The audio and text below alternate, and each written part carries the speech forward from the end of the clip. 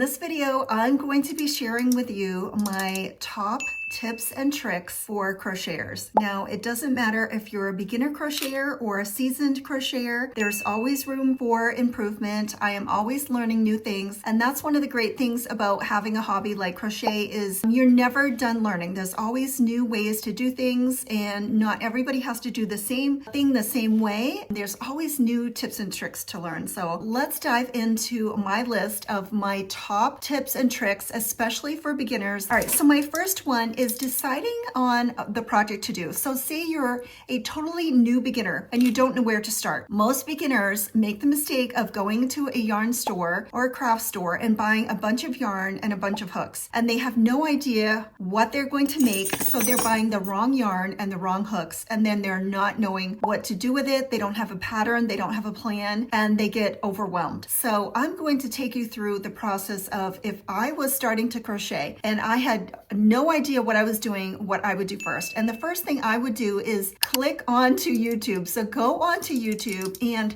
search, type in beginner crochet patterns or beginner crochet tutorials.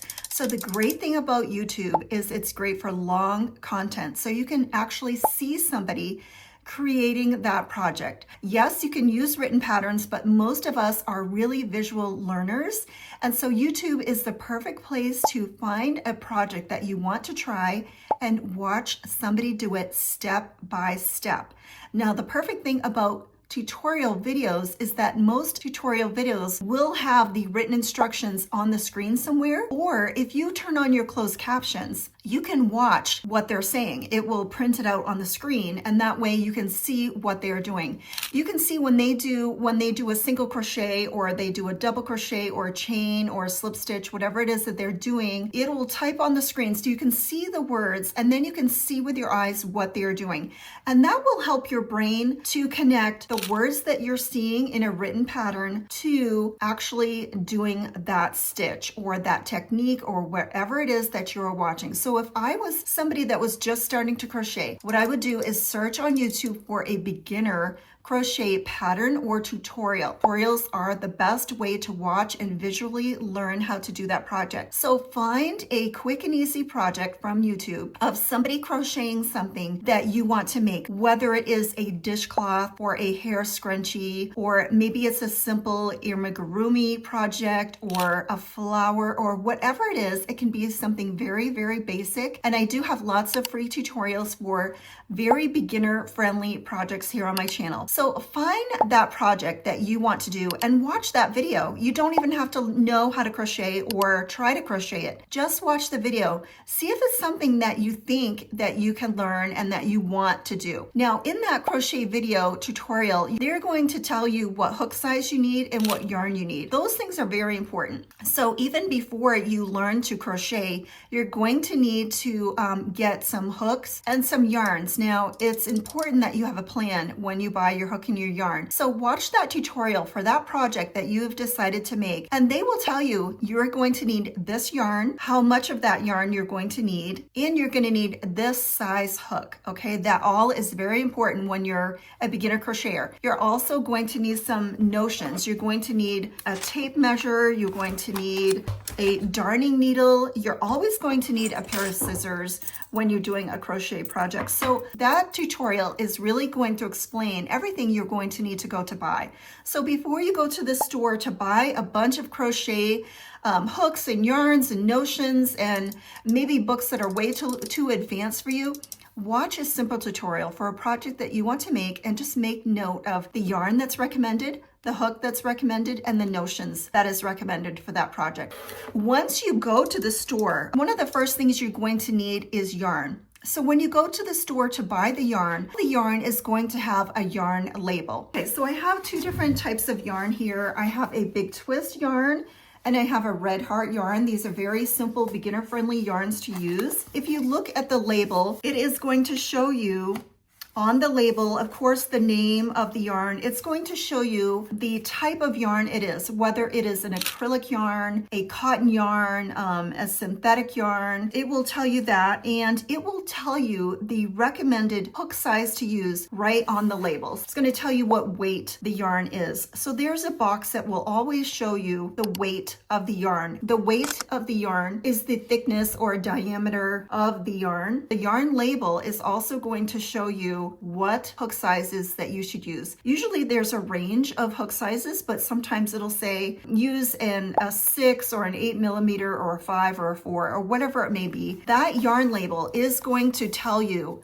what size hook that you need to use for this yarn that you have purchased. And it's also going to tell you how many skeins you should need for a project. So when you are looking at your tutorial, hopefully it told you you may only need 1 skein, or you're going to need 5 or 6 for that project. But if you look on your yarn label, most of the time it will tell you if you're doing a small project. So that is handy when you buy your yarn, to buy exactly the yarn that you need to make that project with. Another thing you want to do when you're buying yarn is to buy the right color. So if you're a beginner, I would suggest to stay away from black or dark colors. They are just very hard to see. Once you get to know how to crochet and you can see your stitches easily, then you can switch to the darker colors like black, dark navy, colors that are really, really hard to see. And you're going to want to buy nice, simple yarn like this. You're not going to want to buy furry, fuzzy, fluffy, super big chunky yarn or super thin yarn with hairs on it or strands or baubles. You're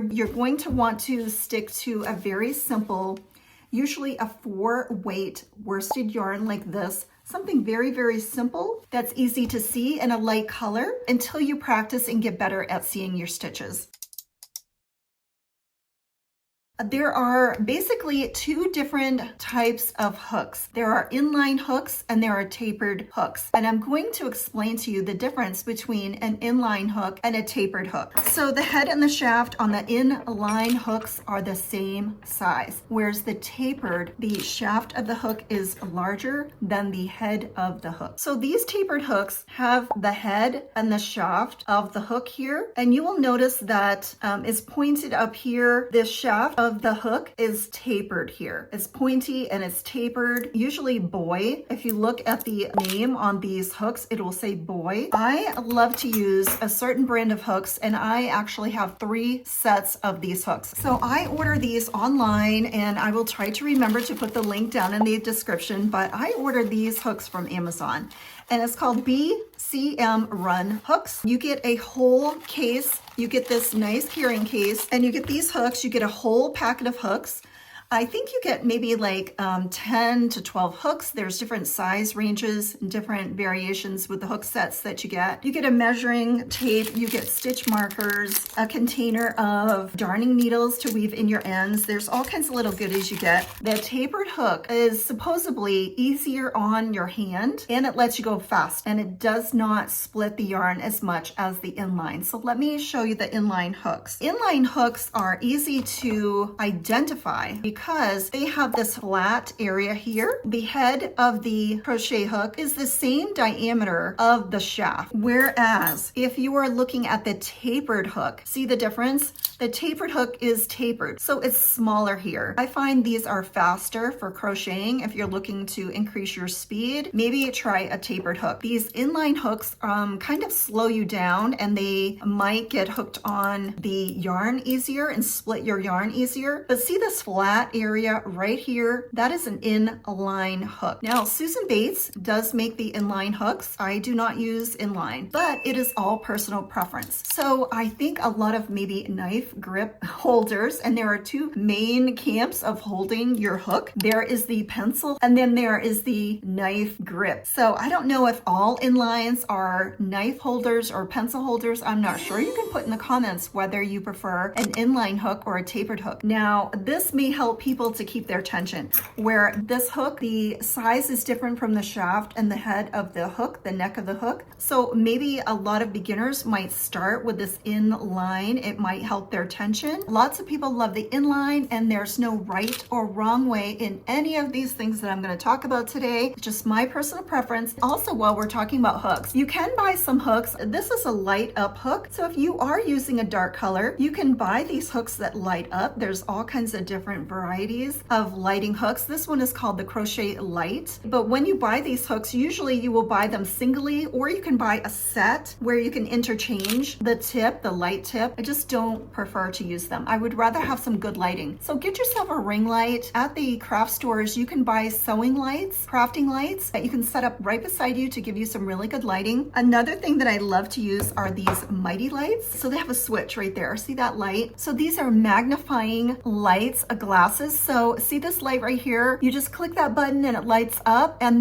the lenses are magnifying. So not only does this light up my work, but it magnifies what I'm looking at also. So I love these, and these are called Mighty Sight, and I have 2 sets of these. I love them so much. You can find these on Amazon too, but I love using these, especially on black or darker yarns. Another tip for if you're working with darker yarns is try to get near natural light. So go try to sit near a window or a place in your house or outside, maybe in the natural light, and that'll really light up those fibers so that you can see that dark yarn if you love to use black or dark colors. Even if you're a beginner or advanced crocheter, it is hard to see the black yarn, especially as you get older. So try to get to a well-lit area to see your yarn. So you've probably heard a lot about tension. What tension is the tightness or looseness of your stitches. So maybe you are a tight crocheter, or maybe you're a loose crocheter. Both are fine as long as you're consistent. If you're consistently loose or consistently tight, that is fine. You know where you stand. When you're crocheting, if you are upset or angry or in a hurry, or you have a lot of anxiety that day, you might have a tighter grip and your tension might be tighter that day. Or some days you just have perfect tension and everything is just flowing and you're like, yes. Or maybe you put down a project and you did not write the hook size that you were using on your project, so you pick up the wrong hook, and all of a sudden you're looking at your project. Certain parts or certain rows might be tighter or looser than others. That is tension. Tension is made by 2 things. It's made by your hands on how tight or loose you're making your stitches, and it also is controlled by your hook. So your hook size is going to control your tension also. So if you are a tight crocheter and you want to loosen up your tension and you just cannot seem to do it with your hands and how you are crocheting, try to go up a hook size. So your hook size will affect your tension. If you want to make your work looser or more drapier, you will need to go up a hook size. Or if you are a loose crocheter and you want to make that work tighter, then you will have to go down a hook size or 2. And you're just going to have to experiment. And then the best thing I would say is just practice. If you're a beginner crocheter, just practice crocheting a single crochets, double crochets, half double crochets, whatever you are working on. The more you crochet, the more your tension is going to improve. But just know that from day to day, your tension may change. Whenever you're working on a project, always write your hook number that you are using on your label. If you have 3 skeins of yarn for that project, write your hook number on all 3 skeins of that yarn. So when you put that project down, if you do not put that hook with that project, make sure you write it on your label so that you know what hook to grab, because there's nothing worse than working on a project, getting back to it, and you've used the wrong hook and you see that your tension is totally off, your stitches are too big or too small. So really write down that hook size on your label. Okay, weaving in your ends. To weave in your ends, you're going to need a darning needle. So I have a lot of darning needles. There's different types of darning needles. Plastic darning needles, and there are metal darning needles. Both are perfectly fine. And then there are also straight darning needles like this that are straight. They could be plastic or metal. And then there are tapered or bent darning needles. Now, again, this is personal preference. You may prefer plastic, you may prefer metal, you may prefer straight, or you may prefer the bent. I love the bent darning needles. I love the metal bent ones are my favorite. When you're weaving in your work, make sure that you are weaving in 3 times, like the 3-pass method is what they call it. When you're working on a project, you're going to take the end of your yarn from your project and always make sure that you leave a long tail. You're going to insert the yarn into your darning needle and you're going to skip 1 stitch and then you're going to insert your darning needle after that stitch. You're going to go in several stitches, then pull your yarn out. You're going to skip a stitch and go back the other way, back where you came from, but make sure you skip a stitch. Pull your yarn through and then you're going to do the same thing. You're going to skip a stitch and go back. You're going to go back again through, back the way you just came. So that yarn is passed 3 times in a different direction. Now, maybe if you're working on a certain project, you can't go back and forth in the same area. Maybe you have to go around a corner, around a stitch, around something, that is fine, but just go 3 different directions. Usually back on itself is the best way, but make sure you're securing that yarn with a long enough tail back 3 times. So pass 3 times when you're weaving in your ends, especially if you're doing a magic circle or anything that is going to come apart. You don't want to lose your precious project that you have worked days, weeks, months, even years on. So you don't want it to fall apart. So make sure you're doing a 3-way pass when you're tying in your ends so that your ends are secure. That leads to the magic ring. So when you're doing a magic ring, make sure that you do not leave that magic ring to come apart. You're going to hold it over the palm of your hand. I like to hold the end with my thumb here. Pull back these 2 fingers, hold these 2 fingers out. You're holding your yarn here with your thumb. Your yarn is going to go across your fingers diagonally. You're going to loop around your fingers. Turn your fingers like this to loop over your 2 fingers. So on this side, it's crossed. On this side, there are 2 straight lines. And you're going to hold this yarn underneath your pinky. So it looks like this on this end underneath, and it looks like this on top. You're going to take your hook. You're going to angle your tip of your hook down. You're going to go underneath the first piece of yarn. So go underneath, you're going to lift up, see the hook is facing down, you're going to hook that back piece of yarn, you're going to angle your hook up like this and pulling through. You're going to twist your hook clockwise, pull up a little bit to loosen up your yarn. Again, nothing has changed under here. We're working on the top of our hand. You're going to loop your hook underneath this piece right here. So you're going to go underneath that piece of yarn, hook it with your hook, and you're going to pull through that loop that you made when you pulled up. So just angle your fingers in your hand so you can pull through that last loop on your hook. And then you're going to let go with your fingers, and there is your magic ring.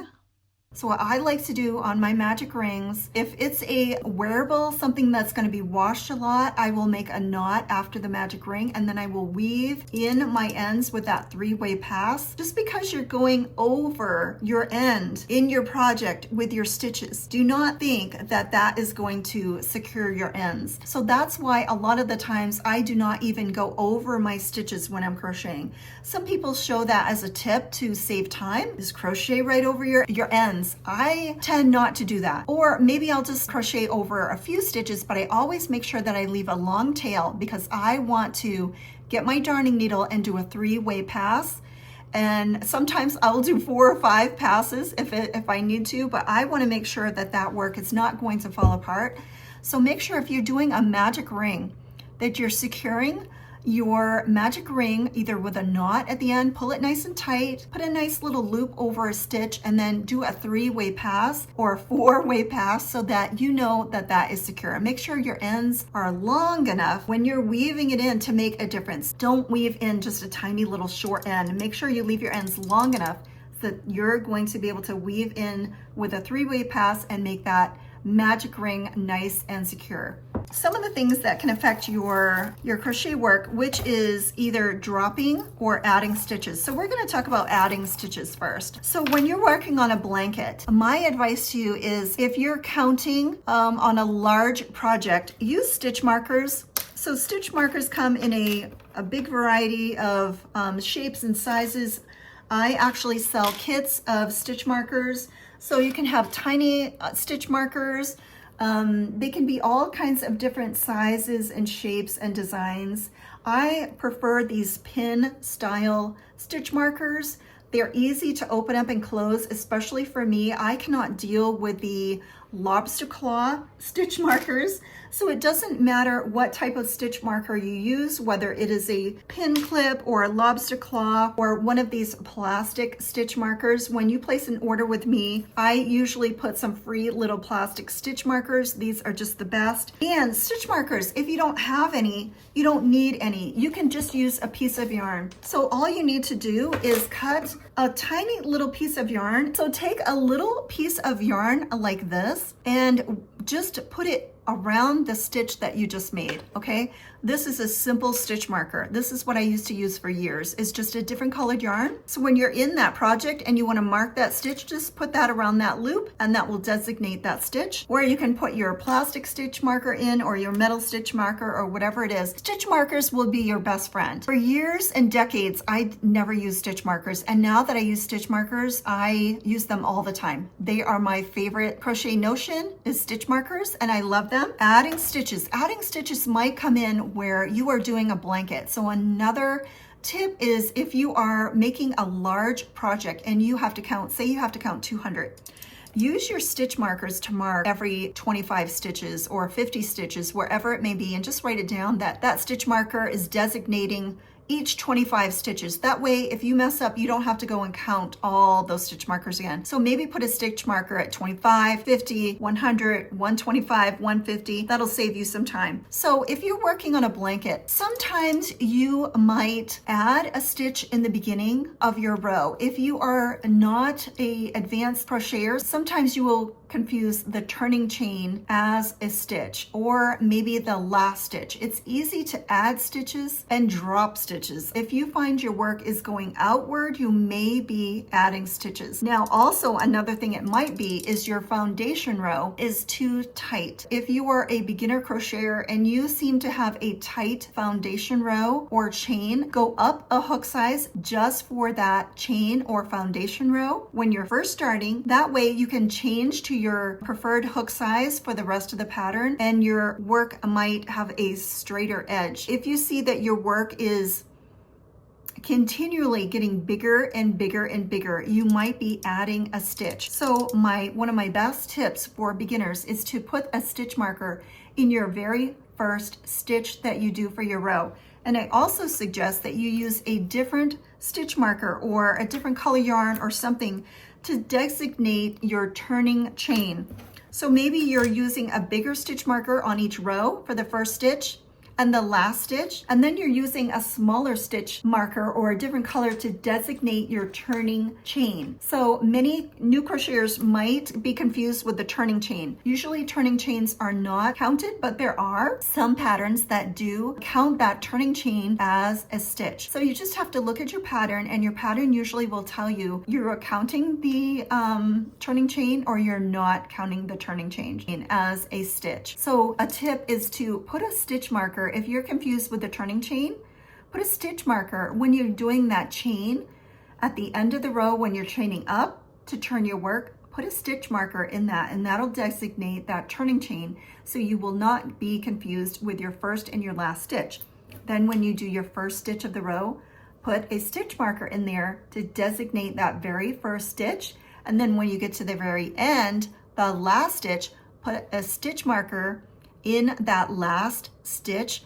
That'll help you designate your first stitch, your last stitch, and your turning chain if you have 3 stitch markers on your row. That way you will not be adding or dropping stitches. Now make sure that you are getting every single stitch, every single V along that line, and you might want to count to make sure that you are not dropping or adding stitches. So use those stitch markers. They're really beneficial to new crocheters. Okay, and the same thing with dropping stitches. So make sure that you are getting every single stitch in the row. Again, a great tip for beginners is to count your stitches. If you're working on a small project like a dishcloth, something in the round, make sure you're counting every single stitch. Lots of times when you're following a tutorial online or a pattern, they will have the amount of stitches total that you will need on that row in parentheses at the end of the row on that for that pattern. Or when they're doing a tutorial, they will tell you in this row we are going to need 36 stitches. Okay, so make sure you're counting those V's. Count those stitches. That loop on your hook does not count as a stitch, but the stitch underneath it does. Okay, so make sure you are counting those V's to make sure you are getting every single stitch and you're not dropping stitches and you're not adding stitches, okay? Because that will make your work or your edges of your blanket go wonky. So make sure to have a straight edge. You're either counting your stitches or marking your stitches with a stitch marker. Okay, so another thing that you might be doing as a new crocheter, or maybe even a crocheter that you have been doing this and you don't realize you have been doing this, usually when you are going into a stitch, you are going to want to get the front loop and the back loop together. Okay, sometimes beginner stitches will inadvertently only put their hook into the front loop or the back loop by accident when they're supposed to be going straight through and getting the front and the back loop together. So make sure that when you're doing your work, when you're especially doing your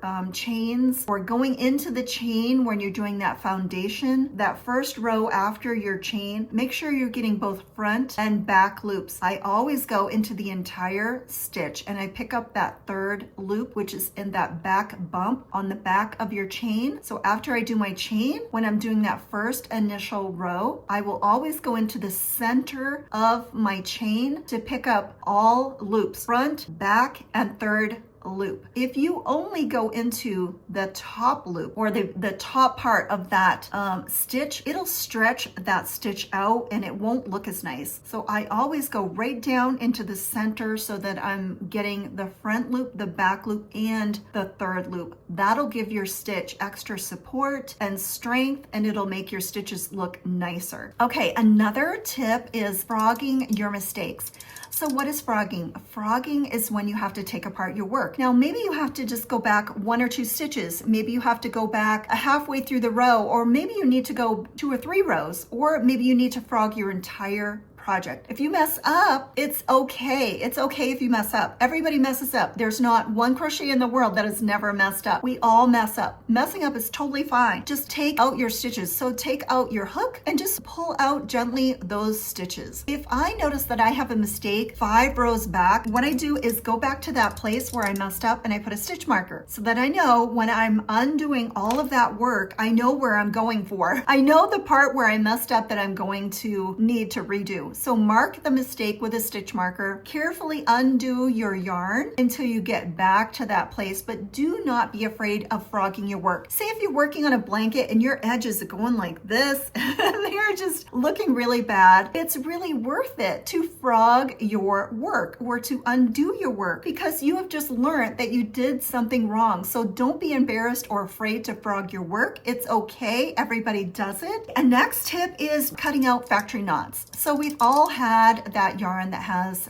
one of those pesky little factory knots. So a factory knot is made in the factory where it's these big manufacturing spools and they've run out of the yarn, and so they just have to tie on another big spool of yarn to finish the process of making that yarn. And so you will see factory knots. And so what I always do when I get a factory knot is just clip it out and then re-knot it, leaving a longer tail so that I can weave that tail in nicely, because I don't know how secure that factory knot is, and sometimes they look really ugly. They're in the wrong place. Now, if you have a factory knot and it is just working perfectly to where it just shows in the back of your work where it's not going to show, it's not going to affect your finished garment or your project, and it's not going to be seen, then you can sometimes leave that factory knot in. But if it's going to be a wearable where it's going to get washed, people are going to wear it, cut that knot out and just redo it, leaving a long tail. And that way you know that you can, that knot is secure and that you have weaved in the ends. It's going to look nice. It's not going to stick out and show in your work, and it's going to be secure. Let's get back to choosing the right yarn. So there are mainly 3 types of yarn. There's synthetic synthetic yarn, there's plant-based yarn, and animal yarn. So the animal yarn is the wool, the alpaca, a yarn that is made from animal hairs, and they're spun and they're made into beautiful yarns. Typically those are usually more expensive. They're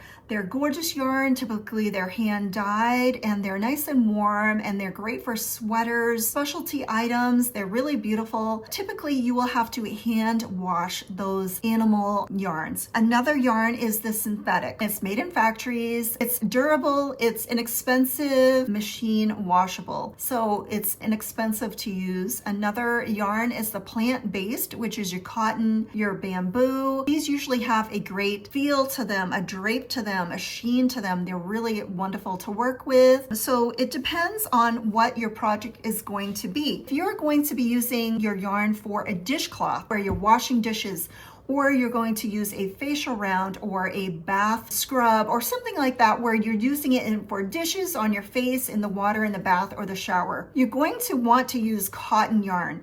Now there are cotton yarns like this on a spool that are really great for cotton yarns.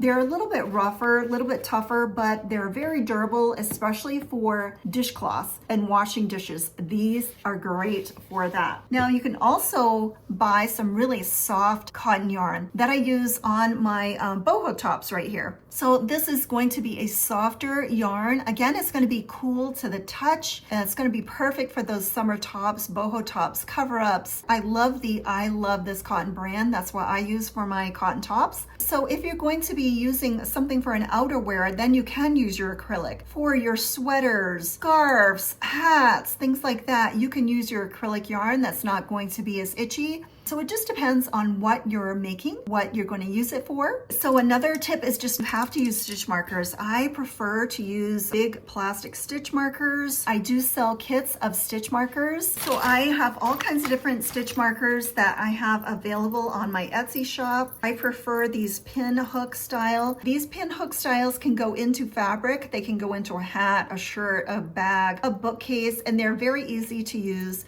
So these are very lightweight and nice stitch markers to use. Again, they go right into your stitches. They can designate a row.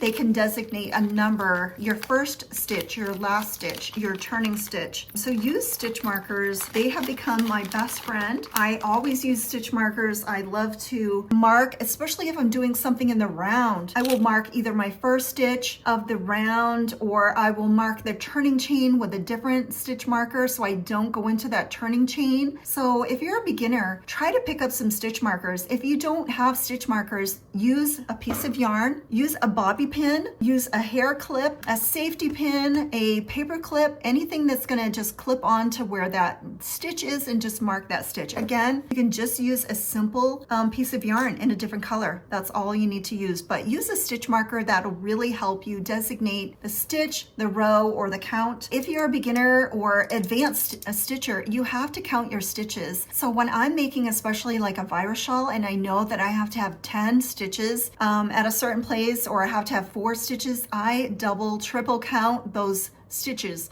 If you don't get your stitch count right, it's going to affect your whole project. So whether you have to chain 50 or 100, you take that extra time to just count those stitches. Again, put a stitch marker at 25, every 25. That'll help you not to go back, but make sure you're counting your stitches. If you have a dishcloth where you started with 25 rows, you know, you're supposed to have 25 stitches in a row, and you get to the end and maybe you have 19 or maybe you have 30, you've either added stitches or dropped stitches. So make sure you are counting your stitches, especially in the round. It's so important if you're doing any type of amigurumi to count your stitches. It'll really help you in the end.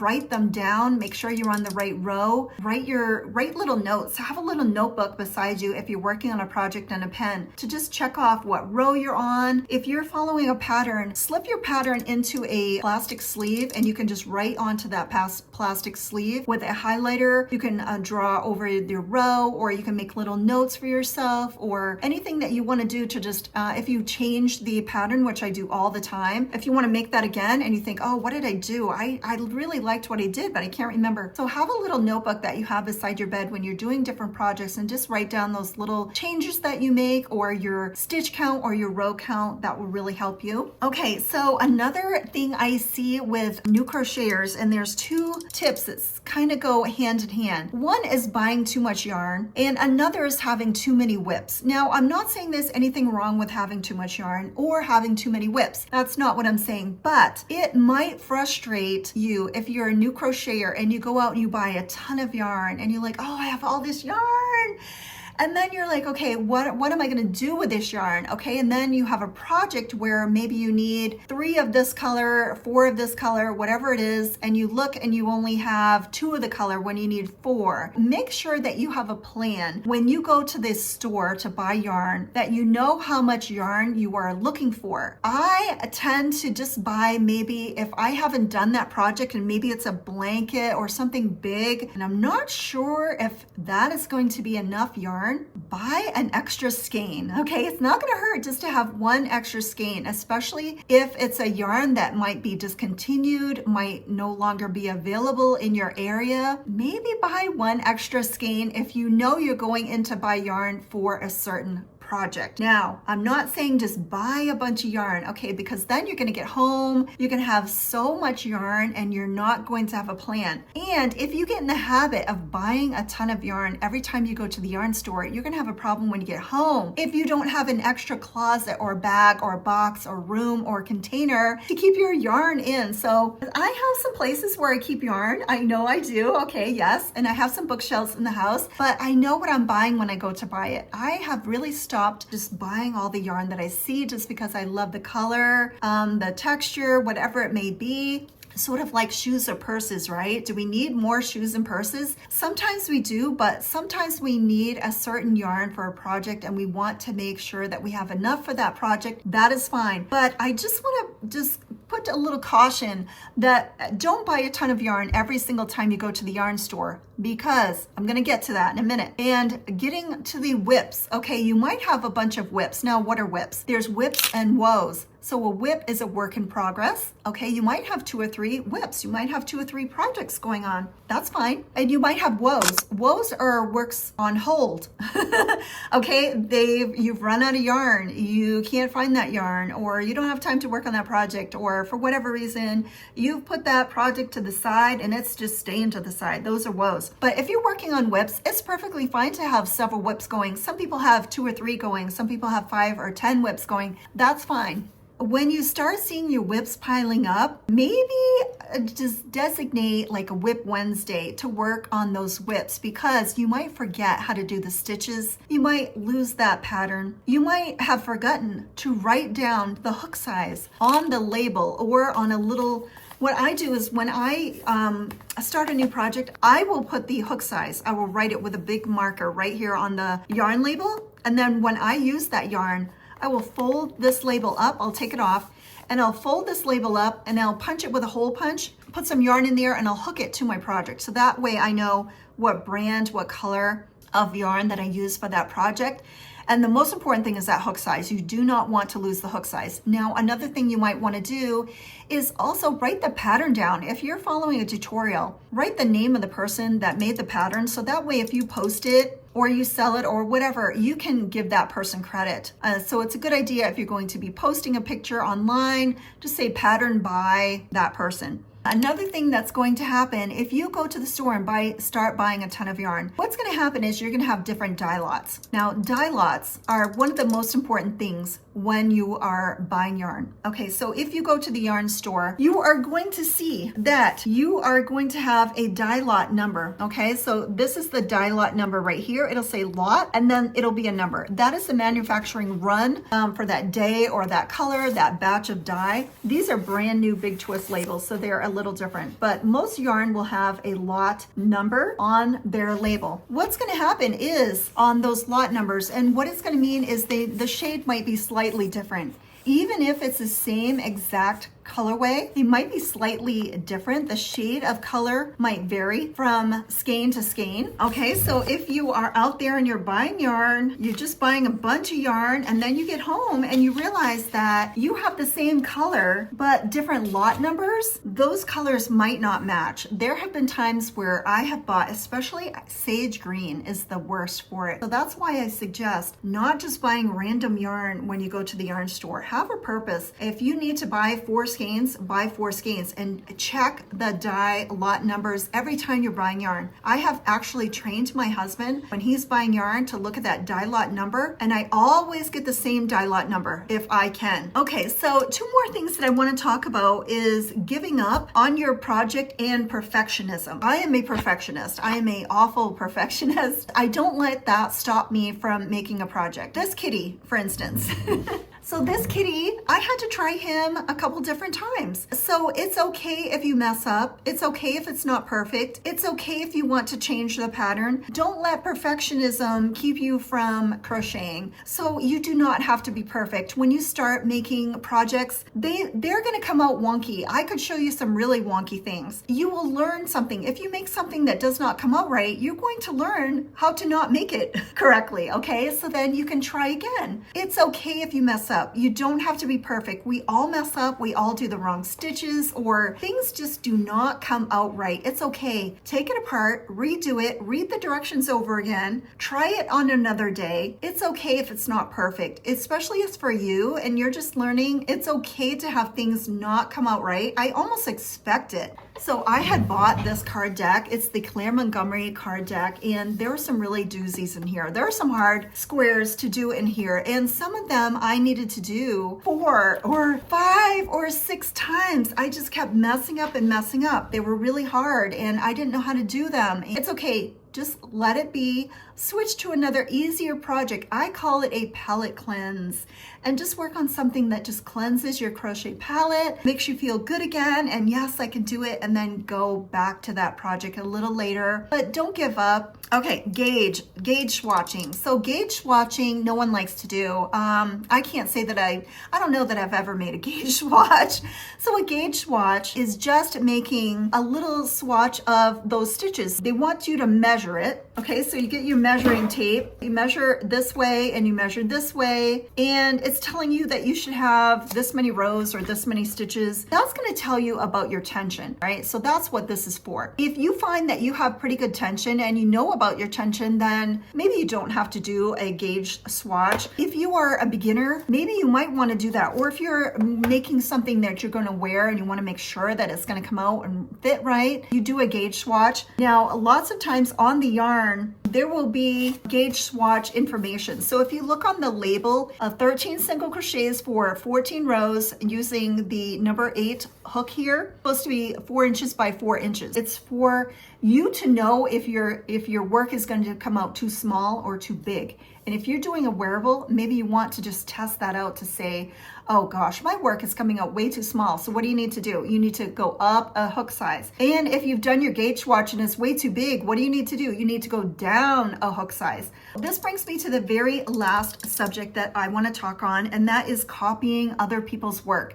So many times new crocheters will be so excited that they want to be like somebody else. Okay? They see somebody else that's successful, that's selling a lot, that's getting a lot of orders, and they think, okay, they're making XYZ products. If I just make XYZ products, I'm going to be just as successful as that crochet artist. That is not necessarily the case. Maybe that person has been around for years. Maybe they have a fan base if they're on social media, or if they have returning customers and the customers were satisfied with their products, so they buy again and again and again from them. So don't think that you need to copy other people's work. You want to be unique, you want to stand out, you want to have your own style, your own signature of crochet items. Lots of times people will go on Etsy and they'll say, okay, this person is making this product, so if I just make that product, I'm going to sell as many items as they are on their Etsy shop. And they don't take into consideration realization that when people are buying products from a certain person, they're buying a little piece of that person, okay? They're buying their personality. They want to support that person. They've been watching that person. They love the way they do things. They do things nicely. They just love whatever that is. Maybe it's their personality. Maybe that person uses bright colors. Maybe they do different things that nobody else does and people want to buy from them. So don't think that you need to copy what anybody else does. Find your niche, find your special things that you want to make. If you see somebody else selling a ton of this stuff and you think, well, all I have to do is get that pattern and make that same thing, and I'm going to sell that many things. Maybe you will and maybe you won't, okay? And nobody likes to be straight up copied. And if you're going to take somebody else's pattern and do it, make sure you are giving credit to that person that created that pattern. So if you're posting it online, just say pattern by. People like to see that. People like to see that you are being responsible when you're making something that somebody else has put the time and the effort into creating a pattern, to giving that person credit. I try to almost all of my videos do that. If I forget, I sort of go back and say, okay, this pattern is by this person. When I'm working on somebody's pattern that's a paid pattern, I do not give any details on that pattern. I don't tell the hook size. I don't tell them the stitch, the row count, anything. I always say this is a paid pattern. You can buy it at XYZ and this person made it. And that's what you should be doing. If you disagree, then you can put that in the comments. And I hope these tips have helped you. I've crocheted for over 26 years and these are all of my tips and tricks. I hope you enjoyed them and watch for more videos.